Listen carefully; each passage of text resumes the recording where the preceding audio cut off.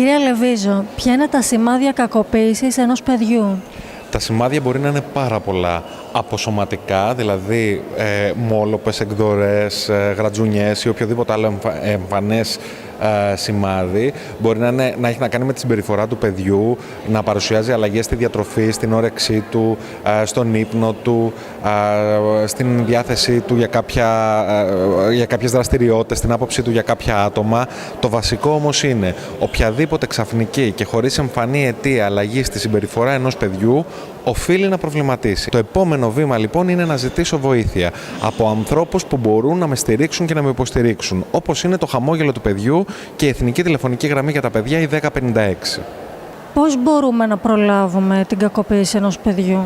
Η σεξουαλική διαπαιδαγώγηση και γενικά η προετοιμασία του παιδιού για τα δικαιώματά του είναι ο πιο σημαντικός δείκτης ασφάλειας και προστασίας του παιδιού. Ένα παιδί που γνωρίζει το σώμα του, γνωρίζει πού μπορεί να πει όχι, πού δεν μπορεί να πει όχι, ότι έχει δικαίωμα να πει όχι.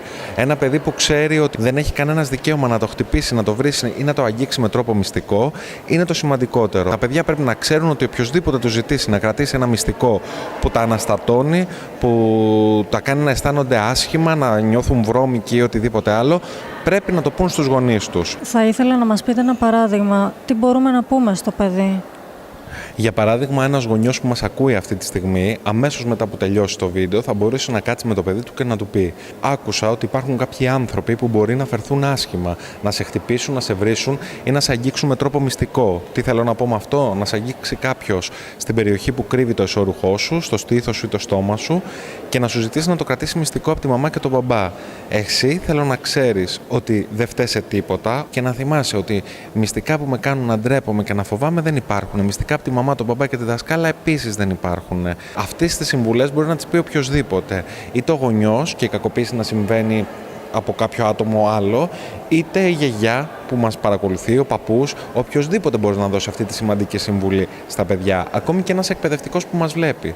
Ακόμη και ο παιδίατρος. Από ποια ηλικία πρέπει να ξεκινάμε να δίνουμε αυτές τις συμβουλές που προστατεύουν το παιδί?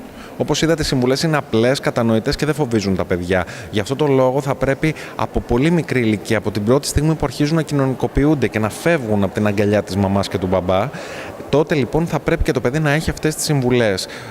Λίγο πριν ξεκινήσει το σχολείο, όταν το δίνουμε το παιδί, αναθέτουμε τη φροντίδα του την προσωρινή σε κάποιο άλλο άτομο, σε κάποια γειτόνισσα, σε κάποιο συγγενή, το παιδί θα πρέπει να ξέρει πώς να προστατευτεί. Και μια πάρα πολύ σημαντική συμβουλή είναι να βάζει τις φωνές. Δηλαδή με το που κάποιος πάει να το αγγίξει, κατευθείαν το παιδί να αντιδρά και να βάζει τις φωνές. Οι φωνές είναι πολύ σημαντική ασπίδα ασφάλειας απέναντι στη σεξουαλική κακοποίηση και γενικότερα στην κακοποίηση. Σας ευχαριστώ πολύ. Εγώ σας ευχαριστώ.